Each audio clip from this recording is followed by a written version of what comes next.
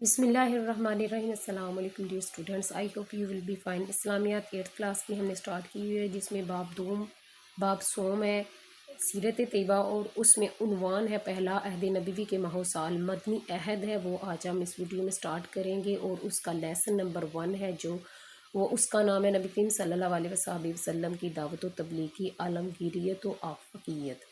یہ ہم سٹارٹ کریں گے۔ اس میں آپ نے نبی کریم صلی اللہ علیہ وسلم کی جانب سے جزیرۃ العرب اور اس کے فرما رواؤں کے نام جو خطوط لکھے تھے، ان کے خطوط کی اہمیت جان سکیں گے۔ اس کے علاوہ سیرت طیبہ کی روشنی میں قومی اور بین الاقوامی تعلقات کو سمجھنے اور داعی اسلام بننے کا جذبہ بھی پیدا کر سکیں گے۔ حکمت و تدبر کی اہمیت کو سمجھتے ہوئے دعوت تبلیغ کو اپنی زندگی میں نافذ کر سکیں گے۔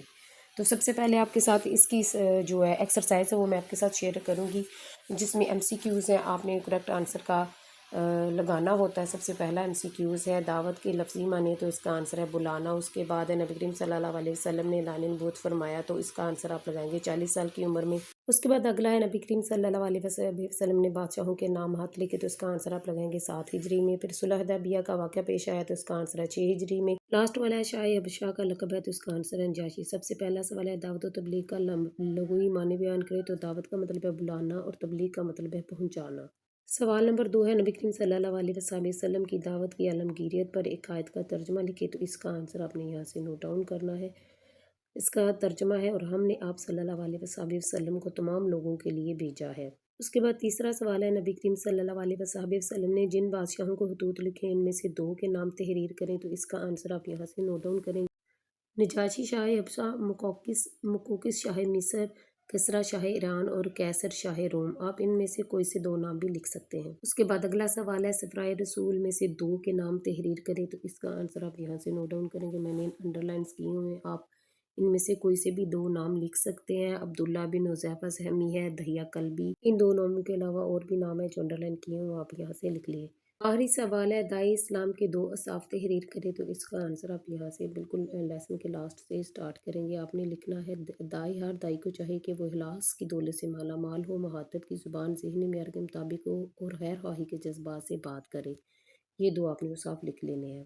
اس کے بعد تفصیلی سوال نمبر 1 ہے، نبی کریم صلی اللہ علیہ وسلم کی دعوت کی عالمگیریت پر روشنی ڈالتے ہوئے دعوتی خطوط کی اہمیت بیان کریں، تو اس کا آنسر آپ یہاں سے سٹارٹنگ سے لکھنا سٹارٹ کریں گے۔ نبی کریم صلی اللہ علیہ وسلم کی نبوت آفاقی اور عالمگیر ہے۔ یہ نبوت رنگ و نسل کی تمیز کے بغیر پوری دنیا کی تمام مخلوقات کے لیے ہے۔ دعوت کی عالمگیریت کا مطلب عالم انسانیت کو اللہ تعالیٰ اور اس کے رسول صلی اللہ علیہ وسلم کے احکام کی طرف بلانا ہے۔ اسلام ایک عالمگیر پیغام ہے، اور محض کسی زمان و مکان تک محدود نہیں۔ ارشاد باری تعالیٰ ہے، اور ہم نے آپ صلی اللہ علیہ وسلم کو تمام لوگوں کے لیے بھیجا ہے۔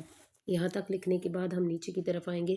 نبی کریم صلی اللہ علیہ وسلم نے اسلام کی نشر و اشاعت اور فروغ کے لیے بے مثال جد و جہد کی، اور جو ہی آپ صلی اللہ علیہ وسلم کو کچھ امن اور سکون میسر آیا، تو آپ صلی اللہ علیہ وسلم نے فوراً اسلام کو عالمی سطح پر فروغ دینے کے لیے پرامن انداز میں مختلف حکمرانوں کو قبول اسلام کی دعوت دی۔ اس کے بعد آگے اوپر سے ہم اس میں کچھ ایڈ کریں گے، آپ نے یہاں سے ایڈ کرنا ہے،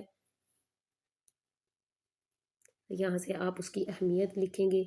تو آپ نے لکھنا ہے، مدینہ منورہ میں نبی کریم صلی اللہ علیہ وسلم نے اہمیت مساک مدینہ اور دیگر امہات کے ذریعے سے ریاست مدینہ کی داخلی مضبوطی کے بعد دعوت اسلام کو حجاز سے باہر پہنچانے کا فیصلہ فرمایا، اور دیگر ممالک تک کلمہ اسلام پہنچا کر اپنا فرض منصبی بخوبی سر انجام دیا۔ دعوت اسلام کے اسی مرحلے میں آپ صلی اللہ علیہ وسلم نے مختلف بادشاہوں اور سرداروں کی طرف سفیر روانہ فرمائے اور خطوط بھی لکھے۔ ان خطوط کو مختلف حکمرانوں تک پہنچانے کے لیے نبی کریم صلی اللہ علیہ وسلم نے چند جانصار ساتھیوں کا انتخاب فرمایا۔ نبی کریم صلی اللہ علیہ وسلم کے یہ سفیر نہایت ذہین و فطن، معاملہ فہم اور فصیح و بلیغ گفتگو کرنے والے تھے۔ صلح حدیبیہ 6 ہجری کے بعد اور 7 ہجری میں نبی کریم صلی اللہ علیہ وسلم نے مختلف بادشاہوں کو خطوط لکھے۔ فرعون رسول صلی اللہ علیہ وسلم نے سیدنا عمر بن امیہ زمری، علا بن حضرمی، عبداللہ بن حذیفہ سہمی، دحیہ کلبی، حاطب بن ابی بلتع، عمر بن عاص، سلید بن عمر، شجاع بن وہب، مہاجر بن امیہ اور سیدنا صعب رضی اللہ تعالیٰ عنہ شامل ہیں۔ اسلام کی دعوت دینے کے لیے آپ صلی اللہ علیہ وسلم نے جن بادشاہوں اور رئیسوں کو تبلیغی خطوط لکھے، ان میں نجاشی شاہ حبشہ، مقوقس شاہ مصر، قیصر شاہ ایران، کسرا شاہ ایران، کیسر شاہ روم، منظر بن ساوا حاکم بحرین اور حذا بن علی حاکم یمامہ، حارث بن ابی اشرا غسانی اور حاکم دمشق اور جعفر شاہ عمان شامل ہیں۔ نبی کریم صلی اللہ علیہ وسلم نے نبی کریم صلی اللہ علیہ وسلم کی ان سفارتی مہمات اور خطوط کی بدولت بعض حکمرانوں نے اسلام کو قبول کیا، بعض نے اسلام سے نہ صرف محبت عقیدت کا اظہار کیا جبکہ بعض نے انتہائی سخت جواب دیا۔ اس طرح آپ صلی اللہ علیہ وسلم نے خطوط سے نہ صرف اس دور کے حکمرانوں کو دعوت اسلام سے آگاہی حاصل ہوئی بلکہ وہ ریاست اسلامی ریاست کے حوال سے بھی باخبر ہو گئے اور انہیں معلوم ہو گیا کہ اب اسلام کا آفتاب طلوع ہو گیا ہے۔ یہاں تک آپ نے اسلام کوشچن کا آنسر لگا لینا ہے۔ تو یہاں تک ہمارے سارے کوشچن ہیں وہ کمپلیٹ ہو گئے ہیں۔ سو ڈیئر اسٹوڈینٹس، آج کا جو ہمارا باب تھا صوم سیرت طیبہ، اس میں عنوان عہد نبوی کے ماہ و سال میں ہم نے مدنی عہد پڑھا ہے اور اس میں سبق نمبر تھا نبی کریم صلی اللہ علیہ وسلم کی دعوت و تبلیغ کی عالمگیریت و آفقیت، سبق نمبر 1 تھا، یہ ہم نے کمپلیٹ کیا ہے۔ اب ہمیشہ کی طرح اس لیسن سے ریلیٹڈ میں آپ کے ساتھ MCQs اور شارٹ کوسچن ہے وہ امپورٹنٹ جو پیپر میں آ سکتے ہیں آپ کے ساتھ شیئر کرتی ہوں۔ آپ نے کاپی پینسل لے آئیں اور آپ نشان لگانا شروع کر لیں اور چاہے تو آپ ان کو نوٹ ڈاؤن بھی کر سکتے ہیں۔ سب سے پہلا سوال ہے درست جواب کا انتخاب کریں۔ تبلیغ کے لفظی معنی کیا ہے؟ تو اس کا آنسر ہے پہنچانا۔ نبی کریم صلی اللہ علیہ وسلم کی عالمگیر دعوت کا ذکر موجود ہے تو اس کا آنسر ہے سورۃ سبا میں۔ اس کے بعد ہے عورتوں میں سب سے پہلے ایمان لائی تو اس کا آنسر ہے حضرت خدیجہ رضی اللہ تعالیٰ عنہا۔ اس کے بعد نیکسٹ ہے صحابہ کرام رضی اللہ تعالیٰ عنہ نے حبشہ کی طرف ہجرت فرمائی تو اس کا آنسر ہے 2 دفعہ۔ نیکسٹ ہے شاہ ایران کا لقب ہے تو اس کا آنسر ہے کسریٰ۔ نبی کریم صلی اللہ علیہ وسلم کا ہر ہاتھ شروع ہوتا تھا تو اس کا آنسر ہے بسم اللہ سے۔ اس کے بعد نیکسٹ ہے حکمت و تدبر کا تقاضا یہ ہے کہ اعراض کیا جائے تو اس کا آنسر ہے ضد سے۔ نیکسٹ ہے الموعظات الحسنات سے کیا مراد ہے تو اس کا آنسر ہے عمدہ نصیحت۔ 9 ہے حضرت دائی، ہر دائی اسلام کو چاہیے کہ وہ مالا مال ہو تو اس کا آنسر ہوگا اخلاص کی دولت سے۔ اس کے بعد نیکسٹ ہے درج ذیل سوال کے مختصر جواب دے تو اس میں سب سے پہلا سوال ہے دعوت کی عالمگیریت سے کیا مراد ہے تو اس کا جواب ہے دعوت کی عالمگیریت سے مراد عالم انسانیت کو اللہ تعالیٰ اور اس کے رسول صلی اللہ علیہ وسلم کے حکام کی طرف بلانا ہے۔ اس کے بعد بی پارٹ ہے ترجمہ لکھیں وما ارسلناک الا کافۃ للناس تو اس کا جواب ہے اور ہم نے آپ صلی اللہ علیہ وسلم کو تمام لوگوں کے لیے بھیجا۔ اس کے بعد سی پارٹ کا کوشچن ہے دعوت اسلام کے ابتدائی مراحل میں کن لوگوں نے اسلام قبول کیا؟ 4 کے نام لکھیں۔ دعوت اسلام کے ابتدائی مراحل میں حضرت خدیجہ رضی اللہ تعالیٰ عنہا، حضرت ابو بکر صدیق رضی اللہ تعالیٰ عنہ اور اس کے بعد حضرت علی رضی اللہ تعالیٰ عنہ اور اس کے بعد حضرت زید بن حارثہ رضی اللہ تعالیٰ عنہ یہ اسلام لائے۔ اس کے بعد نیکسٹ ہے نبی کریم صلی اللہ علیہ وسلم نے دعوت اسلام کو حجاز سے باہر پہنچانے کا فیصلہ کب فرمایا؟ تو جواب ہے نبی کریم صلی اللہ علیہ وسلم نے مباحات مدینہ، مساک مدینہ اور دیگر معاہدات کے ذریعے سے ریاست مدینہ کی داخلی مضبوطی کے بعد دعوت اسلام کو حجاز پہنچانے کا فیصلہ فرمایا۔ بی بارڈ کا کوشچن ہے سفرائے نبی کریم صلی اللہ علیہ وسلم کی صفات بیان کرے تو اس کا جواب ہے نبی کریم صلی اللہ علیہ وسلم کے سفیر نہایت ذہین و فطین، معاملہ فہم اور فصیح و بلیغ گفتگو کرنے والے تھے۔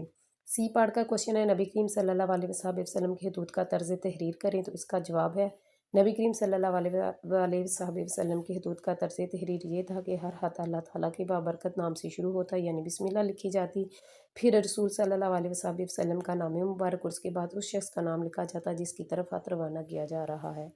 اس کے بعد 3 کوشچن کا اے پارٹ کا کوشچن ہے نبی کریم صلی اللہ علیہ وسلم کے خطوط میں کیسے الفاظ کا استعمال کیا گیا ہے تو اس کا جواب ہے نبی کریم صلی اللہ علیہ وسلم کے تمام خطوط میں نہایت آسان، سادہ اور مختصر الفاظ کا استعمال کیا گیا ہے۔